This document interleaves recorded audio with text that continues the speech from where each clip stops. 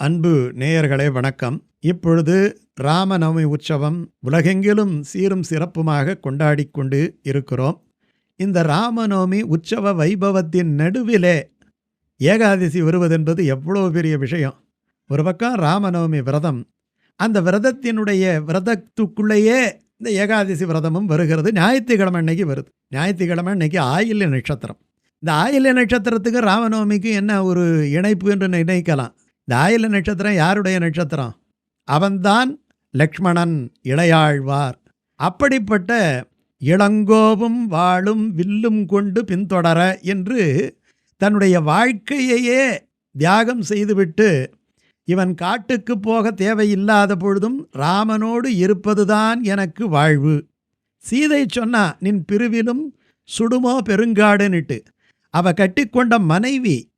ஆனால் ஒரு தொண்டன் தன்னுடைய தலைவனை விட்டு ஒரு கணமும் பிரியாமல் அவனுக்கு கைங்கரியம் செய்து பலனை பெற வேண்டும், அந்த கைங்கரியம் செய்வதே புண்ணியம் என்று நினைத்து கொண்டு ஒரு ஆன்மா பேரான்மாவுடன் பெரும்பயணம் பட்டான் என்று சொன்னால் அது இளங்கோவாகிய அந்த இளையாழ்வார் ஆதிசேஷ அம்சமாகிய லக்ஷ்மணனை சேரும். அதனாலதே மரபுரி தரித்த லக்ஷ்மணன் கைங்கரிய ஸ்ரீமான் என்கிற விருதை பெற்றான் அப்படி என்று ஆச்சாரியர்களெல்லாம் ஒரு மிடராக சொல்லுவார்கள். அந்த ஆயில்ய நட்சத்திரம் அன்னைக்கு ஏகாதசி வருது. ராமன் சூரியகுல திலகம், அதனால் சூரியனுடைய நாளாகிய ஞாயிற்றுக்கிழமை வருது. ஆயில்ய நட்சத்திரம் என்பது அவனுக்கு தொண்டாற்றிய கடமையை செய்து லக்குவனுடைய நட்சத்திரம். அந்த நட்சத்திரம் அன்னைக்கு இருக்கு. இது அற்புதமான ஏகாதசி, காமத ஏகாதசி என்னட்டு இந்த ஏகாதசிக்கு பேர். அன்றைக்கு வழக்கம் போல நம்ம ராமநவமி விரதத்தையும் இருக்க வேண்டும். அதே நேரத்தில் ஏகாதசி விரதத்தையும் இருந்து அடுத்த நாள் துவாதசி பாரணை திங்கக்கிழமை அன்னைக்கு பண்ணுறது ரொம்ப விசேஷம். சரி, இதனுடைய பலன் என்ன அப்படின்னு பார்த்தால் ரொம்ப அற்புதமான பலன் சொல்லப்பட்டிருக்கு. சகல தோஷங்களும் நீங்கும். பிரம்மஹத்தி தோஷம் என்று சொல்லக்கூடிய தோஷம் இருக்குது இல்லையா, இருக்கிறதுலேயே கொடுமையான தோஷம் பிரம்மஹத்தி தோஷம். அந்த தோஷம் எந்த கோயிலில் போனாலும் விலகுமா விலகாத ஒரு ஏகாதசி விரதம் பங்குனி மாதத்தில் இந்த வர்ற ஏகாதசி. ஆனால் கணக்கு பிரகாரம் பார்த்தீங்கன்னா சாந்திரமான முறையில் சைத்திர சுக்லபட்ச ஏகாதசின்னு பேர். ஏன்னா சைத்திர மாதம் என்கிறது பங்குனி அமாவாசைக்கு அடுத்த நாள் பிரதமையில் பிறந்து விடுகிறது. அந்த அடிப்படையில் இந்த சைத்திர மாத சுக்லபட்ச ஏகாதசிக்கு காமத ஏகாதசி, நினைத்ததெல்லாம் தரக்கூடிய ஏகாதசி, சர்வ மங்களங்களும் தரக்கூடிய ஏகாதசி. அப்படிப்பட்ட ஏகாதசி நாளில் எல்லா விதமான தோஷங்களும் பாவங்களும் நீங்கும்.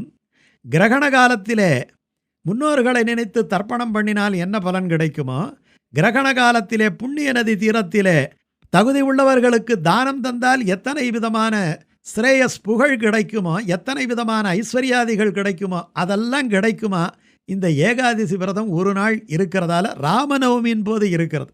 அன்றைக்கி ராமநவமியே இருக்குது. ராமனை நினைத்து பாடல்களை பாடலாம், பஜனை செய்யலாம், ஆடலாம், பாடலாம். ஆழ்வார் சொன்ன மாதிரி ராமாயணத்திலே நீங்கள் எது வேணாலும் படிச்சிருக்கலாம். டாக்டருக்கு படிச்சிருக்கலாம், பெரிய இன்ஜினியருக்கு படிச்சிருக்கலாம். ஆனால் ஆழ்வார் என்ன சொல்கிறார், ராமாயணம் உங்களுக்கு தெரியாட்டி போனால் நீங்கள் படித்து பிரயோஜனம் இல்லைங்கிறார். கற்பார் ராமபிரானை எல்லால் மற்றும் கற்பரோ என்கிறார். ஏனென்றால் அந்த கல்வியின் பிரகாரம் நின்றவன், கற்க கசடர கற்பவை கற்றபின் நிற்க அதற்கு தக என்று நின்றவன் ராமன்.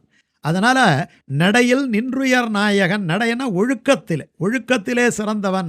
அதனால தான் ராமனை போல அப்படி என்று சொல்வார்கள். அப்படிப்பட்ட அந்த ராமனை நினைத்து கொண்டு இந்த ஏகாதசியிலே நம்ம சில பாசுரங்களை பாராயணம் பண்ணலாம். அதில் ராமாயணத்தை பற்றி ரொம்ப அற்புதமாக வர்ணித்து, அதாவது ஏகாதசியினுடைய விரதத்தினுடைய நோக்கம் என்ன, இந்த பிறவி முடிந்து நமக்கு வைகுந்தம் புகுவது. வைகுந்தம் புகுவது மன்னவர் விதியேன்னு சொல்லிட்டார் இல்லையா. இந்த வைகுந்தம் என்கிறது பிறவி நீங்க வேண்டும். பிறவி என்கிறது வைரம் போல, வைரத்தை அவ்வளவு எளிதாக அறுக்க முடியாது. ஆனால் இந்த வைரமான பிறவியையும் அறுத்து நமக்கு வைகுந்தம் தரக்கூடிய அற்புதமான, அது வரைக்கும் நம்ம வாழக்கூடிய வாழ்க்கைக்கு பலவிதமான அனுகூலங்களை செய்து சந்தோஷமாக இருக்க செய்து இந்த வாழ்வின் நிறைவிலே நமக்கு சரீர அவகாசேன முத்தின்னுட்டு யார் சொன்னார்? வரதராஜ பெருமாள் சொல்கிறாரு, ராமானுஜருக்கு சொல்கிறாரு, இந்த சரீரம் முடிந்த பிறகு வைணவனுக்கு நிச்சயமாக முக்தி உண்டு என்னட்டு. அதை நம்மாழ்வார் சொல்கிறார், வைரம் சேர் பிறப்பறுத்து வைகுந்தம் நண்ணுவரே. அவன் யாரை வணங்க வேண்டும் என்பதை காட்டுகின்றார். அந்த எம்பெருமானுடைய திருவுருவத்தை வர்ணிக்கின்றார். அற்புதமான பாசுரம். இந்த பாசுரத்தை சொல்ல வேண்டும். ஏராளும் இறையோனும் திசைமுகனும் திருமகளும் கூறாளும் தனி உடம்பன். பெருமாளை பற்றி வர்ணிக்கிறார். கூறுன்னா பாகம் பாகமாக பிரித்து கொடுத்துருக்கிறார். அந்த உலகமே, இந்த சரீரமே அவனுக்கு எப்படி இருக்கு? இந்த உலகமே அவனுக்கு சரீரமாய் இருக்கிறது. அந்த சரீரத்திலே பலரும் வசிக்கின்றார்கள். பக்கமுடையார் என்று சொல்வது போல அந்த ஏராளும் ரிஷபத்திலே ஏறக்கூடிய இறையோனாகிய சிவபெருமான். திசைமுகன், திசைமுன் 4 திசைக்கும் 4 முகங்களை வைத்து கொண்டிருக்கக்கூடிய நான்முகன். ஐஸ்வர்யங்களை எல்லாம் தரக்கூடிய மகாலட்சுமி தாயார் திருமகள். இவர்களெல்லாம் கூறாளும் தனி உடம்பன். இவன் ஒருவனுடைய உடம்பிலே எல்லாரும் தங்களுக்குரிய பாகங்களை பெற்றுக்கொண்டு இருக்கின்றானாம். இவன்தான் ராமன். ஏகாதசி விரதத்தில் ராமனை நினைக்கணும் இல்லையா? குலம் குலமாய் அசுரர்களை, ஒரு மணி அடித்தா கோடி கோடியாக கீழே விழுவாங்களாம். அந்த மணி ஒரு நாழிகை விடாமல் ஒலித்து கொண்டிருந்தது அப்படின்ட்டு ராமாயணத்தில் வரும். குலம் குலமாய் அசுரர்களை நீராகும்படியாக, அவர்களெல்லாம் வெந்து போகும்படியாக நிருமித்து படை தொட்ட தன்னுடைய கோதண்டத்தை எடுத்த மாறாளன் கவராத மணிமாமை குறைவிலமே. தோள் கண்டார் தோளே கண்டார் என்பது சொல்லுவது போல ராமனுடைய அழகிலே மயங்காதவர்கள் யார்? அந்த அழகை நினைக்க வேண்டும்.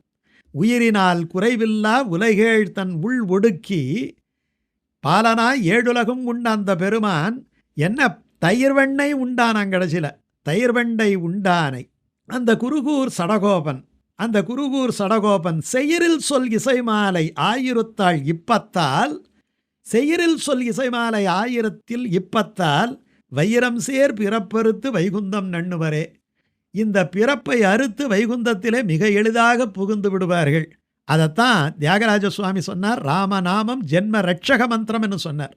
அந்த ஜென்ம ரட்சக மந்திரமான ராமநாமத்தை சொல்லக்கூடிய இந்த ஏராளும் இறையோனும் திருமகளும் திசைமுகனும் திருமகளும் கூறாளும் தனி உடம்பன் குலம் குலமாய் அசுரர்களை நீராகும்படியாக நிருமித்து படைதொட்ட மாறாளன் கவராத மணிமாமை குறைவிலமே என்கிற பாசுரத்தை ராமனை நினைத்து கொண்டு ராமநவமின் இடையில் வரக்கூடிய இந்த ஏகாதசியில் பாராயணம் செய்வதால் நாம் ராமனுடைய அந்த அற்புதமான அருளை பெற்று உய்வடையலாம்.